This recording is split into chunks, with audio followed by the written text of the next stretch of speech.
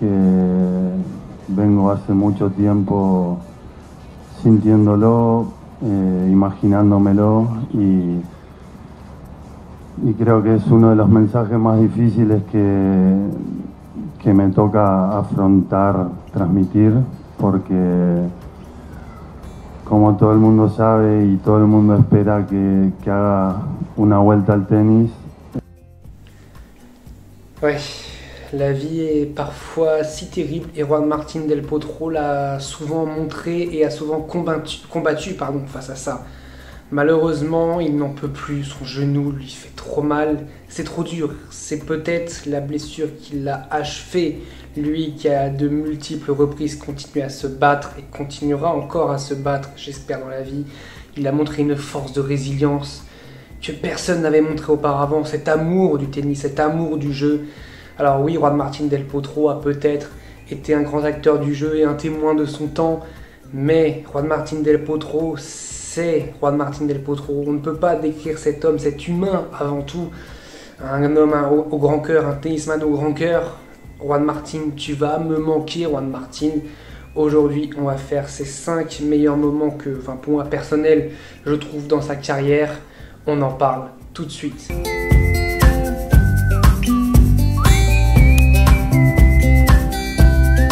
Salut à tous, j'espère que vous allez bien. Je suis très heureux de vous retrouver, enfin pas pour faire cette vidéo malheureusement, mais je suis très heureux de vous retrouver quand même.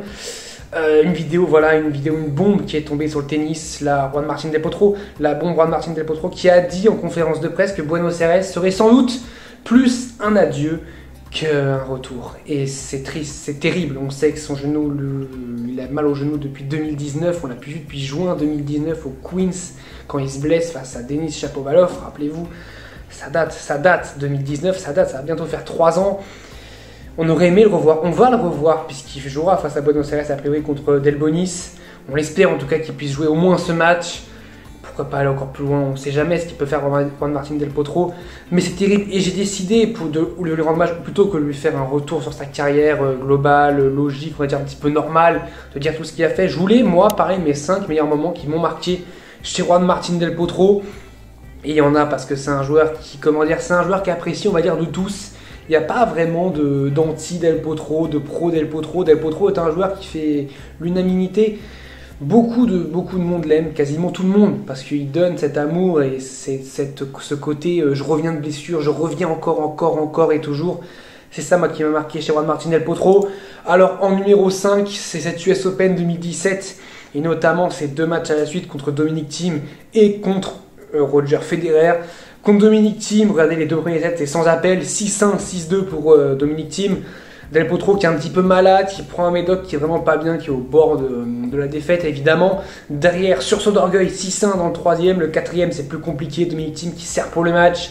Et puis il va réussir à s'en sortir miraculeusement avec cette aura, Juan Martín del Potro, tout ce que j'aime chez Juan Martín del Potro, ce côté combatif, je ne relâche jamais rien. Et c'est ça que j'aime chez Juan Martín del Potro avant d'aller chercher le 5e set 6-4. Waouh, franchement, un très bon Juan Martín del Potro. Le premier match d'ailleurs que Thiem perd en menant 2 manches à 0. C'est... Ouais, franchement c'était un très grand moment dans le grand stand de l'US Open. Et puis derrière, après il y a ce quart de finale face à Roger Federer. Le monde entier, en tout cas l'US Open, rêvait d'un Fedal, puisqu'on aurait pu avoir un Fedal en demi-finale, donc un Federer contre Rafael Nadal, ce qui n'a jamais eu lieu et ce qui n'aura sans doute jamais lieu du coup puisque Roger Federer, on sait pas trop. Donc Juan Martín del Potro qui a éteint ses espoirs. Bon, Djokovic avait fait largement avant déjà pour avoir un Fedal, mais del Potro qui éteint les espoirs d'un Fedal. Il va battre Roger Federer en 4 manches. Federer qui a des occasions de remporter largement ce 3e set, mais il n'a pas saisi les opportunités, comme ça peut arriver dans la carrière de Roger Federer, comme c'est souvent arrivé dans la carrière de Roger Federer malheureusement, saisir ses opportunités. Chez del Potro, ça a été parfait, chirurgical avant de craquer physiquement face à Rafael Nadal. Mais ça m'a marqué parce que ces 2 matchs montrent un petit peu la carrière de del Potro. Ça veut dire que voilà, il peut être totalement dans le mal, mener 2-7-0, 6-1, 6-2, se battre, revenir. Contre Federer, c'est quand même Federer en 2017, c'est avec Rafael Nadal les 2 meilleurs joueurs de la saison. Il va le battre. Moi je trouve ça colossal. Franchement, je trouve ça colossal ce qu'a fait Juan Martín del Potro. dans sa carrière, voilà, dans sa carrière, parce qu'il est encore là, il revient d'une blessure au poignet et tout, c'est incroyable. On a eu ensuite en quatrième ce Djokovic Del Potro Wimbledon 2013. Je retiens cette demi-finale parce qu'elle a été intense, haletante jusqu'au bout, 4h44 de combat. Encore une fois, ça montre la carrière de Del Potro, ça montre à quel point ce joueur ne lâche jamais rien. Que ce soit contre Djokovic, Nadal, Federer ou Kukushkin, il ne lâchera jamais rien, pas un point. Il va se battre jusqu'au bout. Et contre Djokovic, à Wimbledon 2013, un match compliqué, évidemment, il sauve 2 balles de match dans le tie-break du 4e. Il arrive à s'offrir le luxe d'aller au 5e set avant de perdre 6-3 contre Novak Djokovic. Mais il n'a pas été loin. Il n'a pas été loin de débriquer encore une fois dans ce 5e set. C'est dommage, c'était un match qui est dommage, j'aurais pu aller en finale après face à Andy Murray 2013, c'est pour ça aussi que je retiens évidemment ce moment, parce que c'est la demi-finale avant celle entre Jerzy Janowicz et Andy Murray, qu'Andy Murray va gagner avant de gagner en 3 manches face à Novak Djokovic. Mais ce match à Wimbledon 2013 était aussi un très beau moment parce que Del Potro revenait encore une fois d'une blessure, j'ai envie de dire comme d'habitude, à chaque fois, à chaque match qu'il fait, il revient d'une blessure, mais c'est dingue de voir qu'il revient de blessure et de quasiment pouvoir battre Novak Djokovic, en tout cas de tenir 4h30 face à Novak Djokovic, c'était à ce moment-là, c'était colossal, c'était un match absolument très très beau, un très très beau match franchement entre Novak Djokovic et Del Potro. Il y avait aussi eu ce quart de finale contre Nadal, je ne l'ai pas mis dans le top 5, mais en 2018, où il fait un quart de finale de dingue contre Rafael Nadal, où il perd en 5-7. Voilà, Del Potro, c'est tout ça, c'est cette magie, Juan Martín Del Potro. On a évidemment les JO en 2016, là on est dans le top 3, c'est vraiment du lourd, du lourd, du lourd. Les JO 2016, Del Potro, c'est rien. Avant le début des JO, c'est vraiment rien du tout. Il est au-delà de la 200e place. Il ne jouait quasiment plus, c'est quasiment un tournoi de reprise pour lui. Et premier tour sur qui tombe au tirage au sort, Novak Djokovic. Ok, il n'y a pas pire tirage. Novak Djokovic, numéro 1 mondial, qui a gagné l'Open d'Australie, qui a gagné Roland Garros, donc qui a eu cet accro à Wimbledon contre Sam Querrey. On ne sait pas trop où il en est, mais ça reste Novak Djokovic. Ça reste Novak Djokovic. Et 8 mai, 7-6, 7-6. Il brise les espoirs de Novak Djokovic, qui est après sorti en pleurs. Je ne sais pas si vous vous rappelez, il est sorti en pleurs au JO 2016 à Rio. Il a brisé les espoirs de médaille d'or pour Novak Djokovic. Voilà, ça est direct, dès le premier tour, bam, coup dans la gorge, Del Potro. Mais il ne va pas s'arrêter là, puisqu'il va aller jusqu'en demi-finale. Et en demi-finale, il tombe sur qui? Rafael Nadal. Petit joueur encore, petit espagnol qui n'a gagné que 21 grands chelems. Et qu'est-ce qu'il fait? Il le bat en 3-7, 7-6 au 3e, donc dans un moment très serré, un moment très chaud, alors qu'il est en manque de compétition. Il a réussi à aller le chercher. On rappelle que les Brésiliens à ce moment-là étaient à fond pour Juan Martín Del Potro tout de même, parce que voilà, Brésil, Argentine, c'est pas loin. Et puis cette histoire Del Potro évidemment, puis cette finale face à Andy Murray. Alors j'avoue évidemment que j'étais pour Andy Murray. Je pensais que physiquement Murray allait le bouffer, et pas du tout. Del Potro qui se bat pendant tous les sets, ça a fait 4 sets, il s'est battu pendant tous les sets. Et il sert même pour revenir à 2 manches partout, ce qui ne va pas réussir à faire Murray, qui va débriquer et derrière s'imposer. Mais il n'a pas été loin tout de même d'aller chercher l'or olympique, mais cette médaille d'argent, pour lui, c'est un symbole énorme. Pour lui, il l'avait dit, hein, ça vaut tout l'or du monde, voilà, ça montre son retour, ça montre qu'il revient en forme, qu'il revient au plus haut niveau. Et il n'y a pas plus beau que ça. Pour lui, il n'y a pas plus beau que pouvoir jouer au tennis sans avoir mal. Et je pense que ce moment-là a été absolument somptueux. Cet argent olympique, qui est pour beaucoup, un or moral. C'est-à-dire que moralement, c'est lui qui a gagné les JO. Pour moi, c'est Andy Murray, évidemment, mais c'est vrai que le vainqueur moral de ces JO 2016, c'était Juan Martín Del Potro, parce que ce retour, ce comeback, on rappelle aussi que chez les filles, on a eu une vainqueur improbable, on a eu Monica Puig. Donc, voilà, ça a été vraiment des JO très spéciaux à Rio pour le tennis. Et cet argent de Juan Martín Del Potro, c'était la plus belle chose qui puisse lui arriver. Alors, il avait l'or évidemment, mais bon, il l'a pas eu. Il a quand même eu l'argent, ce qui est très très bien. En 2, j'ai hésité entre le 2 et le numéro 1, mais je me suis dit, je vais mettre en numéro 1 ce que j'ai vraiment le plus vu, parce que la finale de l'US Open 2009, je l'ai vue, mais j'avais 7 ans, donc j'étais vraiment minuscule, donc j'ai peut-être plus maintenant ce recul. Mais cette US Open 2009 où il joue contexte Roger Federer, contexte numéro 1 mondial, contexte, il vient de gagner Roland Garros et Wimbledon. Contexte, il vient de gagner 5 US Open à la suite, 2004, 2005, 2006, 2007, 2008. Donc, il est invaincu en finale de l'US Open. Il n'a jamais perdu en finale, à part contre Nadal. En finale de Grand Chelem, il a perdu que contre Rafael Nadal. C'est pour dire. À ce moment-là, je parle évidemment à ce moment-là, en 2009. Ça a changé, évidemment, l'époque a changé maintenant. Mais à ce moment-là, en 2009, septembre 2009, Federer n'avait perdu que contre Rafael Nadal en finale de Grand Chelem, évidemment. Et ça a été à Roland-Garros, à Wimbledon et à l'Open d'Australie. Et bah là, Juan Martín del Potro, le jeune Juan Martín del Potro de 20 ans, qui avait failli déjà le battre, qui est mené 2-7-1 contre Federer, rappelez-vous, quelques mois plus tôt à Roland-Garros 2009, ce Roland-Garros très compliqué pour Roger Federer, évidemment, où il y avait vraiment la pression de Nadal, qui avait perdu en 8e contre Robin Söderling, il devait absolument remporter Roland-Garros, chose faite. Mais là, cette US Open, c'est aussi l'occasion encore d'assouvir sa soif de victoire, d'aller chercher un 3e Grand Chelem à la suite. Et malheureusement, Juan Martín del Potro qui était en god mode, voilà, pourtant premier set facile pour Roger Federer, 6-3, voilà, le moment de se mettre dans le match pour Del Potro, derrière 7-6, puis 6-4 pour Federer, 7-6 encore une fois pour Del Potro, Federer qui ne saisit pas les opportunités, tiens, comme à l'US Open en 2017, on en a parlé en début de vidéo, et le 5e set, alors là, au moment où on peut se dire c'est Federer qui va quand même dans le 5e set, serrer le jeu, réussir à physiquement battre Del Potro, réussir à mentalement verrouiller le match, que nenni. 6-2. 6-2, Juan Martín del Potro qui s'adjuge son premier et malheureusement son dernier Grand Chelem. L'histoire aurait peut-être préféré qu'il en gagne plus s'il n'avait pas été si souvent blessé. C'est largement possible qu'il puisse en avoir plus qu'un seul. Mais il y en a déjà un et c'est déjà beau d'en avoir un à ce moment-là. Dans cette période Djokovic, Nadal, Federer. Enfin là, cette période-là, c'était plus la période Federer-Nadal. Djokovic avait déjà un Grand Chelem.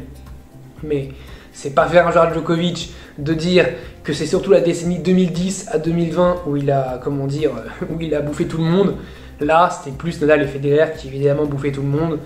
Djokovic était un tout petit peu en retrait à ce moment-là. Voilà, c'est pas pour lui faire injure, mais à ce moment-là, Djokovic était quand même un petit peu en retrait de Federer et Nadal. Et en numéro 1, alors qu'est-ce que j'ai pu mettre en numéro 1 ?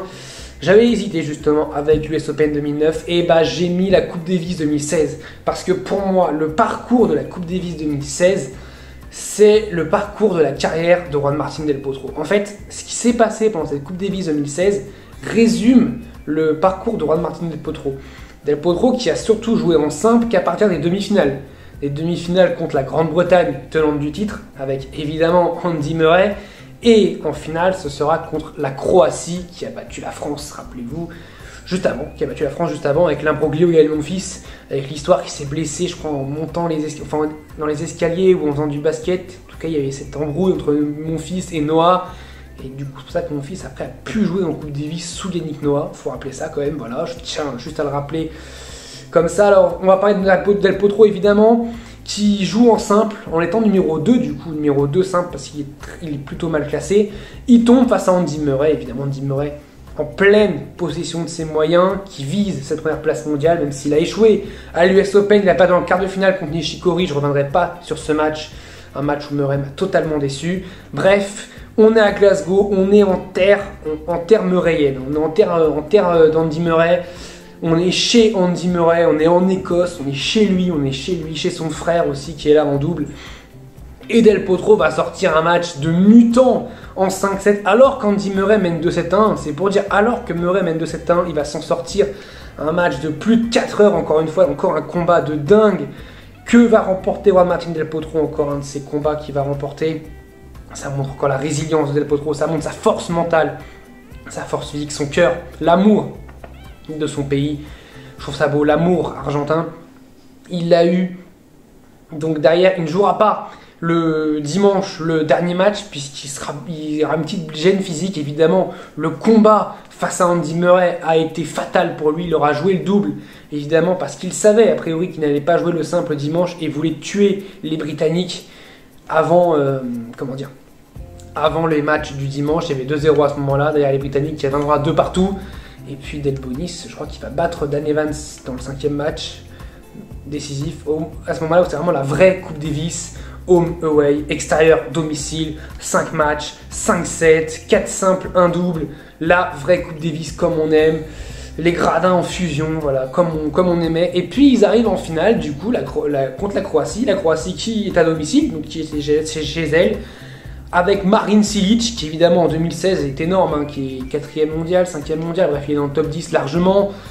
Il est au-dessus. On a aussi du Ivo Karlovic. Je ne crois pas qu'on a encore du Borna Koric, je crois qu'il est encore trop jeune, mais on a Ivo Karlovic qui a été pris justement aussi pour faire le taf. Et du coup, on se retrouve à 2-1 pour la Croatie le dimanche. Vous savez que mener 2-1, il faut remporter 3 points pour remporter la Coupe Davis. Quand on mène 2-1 le dimanche, ça sent plutôt bon, sauf qu'on est la France en 2010, évidemment ça, on ne me rappelle pas, contre la Serbie, on a mené 2-1 et on a perdu comme des gros nazes en 2010, parce que Guy Forget n'a pas voulu faire jouer Gilles Simon, voilà. Je tiens aussi à rappeler, voilà, petit coup de gueule comme ça, gratuit, c'était quand même pour défendre un petit peu la cause de Gilles Simon, et qu'on aurait pu gagner cette Coupe Davis en 2010, bon on la remportera en 2017 justement, l'année après l'Argentine, mais Juan Martín del Potro justement va être mené 2-7-0 malheureusement contre Marin Cilic, et on se dirige tranquillement mais sûrement vers un sacre de la Croatie qui serait évidemment mérité, qui est mérité. Et puis là, Del Potro, tiens, allez hop, mon cœur, ma résilience, tout ce que je fais, tout ce que je me suis battu pour tout le monde, je vais me battre jusqu'au bout. Et bah il se bat jusqu'au bout, il a joué un 2-7-1, 2-7 partout, il break, et il gagne. Et il gagne, non mais ce mec est quand même dingue parce qu'il va réussir à gagner. Après on est quand même à 2-2, donc faut aller chercher la Coupe Davis derrière. Je sais même plus qui joue le dernier match, je me demande si c'est pas Delbonis qui joue contre Karlovic. C'est Karlovic chez les Croates qui chie totalement son match. Je pense que c'est Delbonis. Je crois que c'est Delbonis qui joue ce 5e match et qui fait remporter la Coupe Davis à l'Argentine. Mais pour beaucoup, c'est grâce à Juan Martín del Potro, à sa remontée face à Marin Cilic que justement l'Argentine et la Coupe Davis. Et c'est ce que je pense. C'est vraiment ce que je pense. Voilà, c'était mes 5 plus beaux, enfin mes 5 meilleurs moments pour Juan Martín del Potro. Je pense que vous allez peut-être être d'accord avec moi dans les commentaires parce qu'il y a peut-être eu aussi d'autres moments, mais c'est quand même les moments majoritaires. Dites-moi ce que vous avez pensé à Juan Martín del Potro dans les commentaires. Ça me ferait plaisir si Juan Martín del Potro est un joueur que tout le monde aime. Voilà, transmettez-lui de l'amour, tout ce que vous pouvez. Juan Martín, il va nous manquer évidemment. On va voir son match à Buenos Aires contre Delbonis. Je pense que tout le monde va le voir. En tout cas, tous les amoureux du tennis, tous les amoureux de Juan Martín del Potro. Ouais, franchement, il y a de l'émotion. Je suis ému parce que Juan Martín del Potro, ça a quand même été un joueur qui a marqué ma jeunesse. Cet esprit de résilience, toujours se battre, toujours y aller. Voilà, il va me manquer parce que c'est un joueur unique d'1m98, le plus grand joueur d'ailleurs à avoir remporté un grand chelem avec Medvedev, avec Marin Cilic. C'est les plus grands à avoir remporté un grand chelem, il n'y a pas plus haut qu'1m98. Voilà. La vie est parfois injuste parce qu'il s'est battu pour revenir, on sait qu'il s'arrache tout le temps, qui se bat sans relâche. Il a aussi le fait qu'il soit ruiné aussi avec son père qui a joué tout son argent en bourse frauduleuse. Ça n'a pas marché. Il n'a pas de chance. Cet homme n'a pas de chance. Mais j'espère qu'il va avoir une belle reconversion après sa carrière. Vraiment, Juan Martín, je lui souhaite le meilleur. Voilà, je lui souhaite le meilleur. Je lui souhaite de réussir l'après-tennis. Pourquoi pas devenir coach, consultant. On verra. L'avenir nous le dira. Là, je pense qu'il a envie de souffler, d'être en famille. On se retrouve très vite pour parler de, je sais pas, peut-être Rotterdam, peut-être... on verra de ce qui viendra dans le monde du tennis. On espère qu'on n'aura pas une retraite proche aussi qui va venir. Je pense notamment à un Suisse, même si a priori, il a l'air d'avoir envie de faire la Lever Cup. Alors s'il va à la Lever Cup, c'est que tout va bien, voilà. Je vous dis salut à tous, portez-vous bien.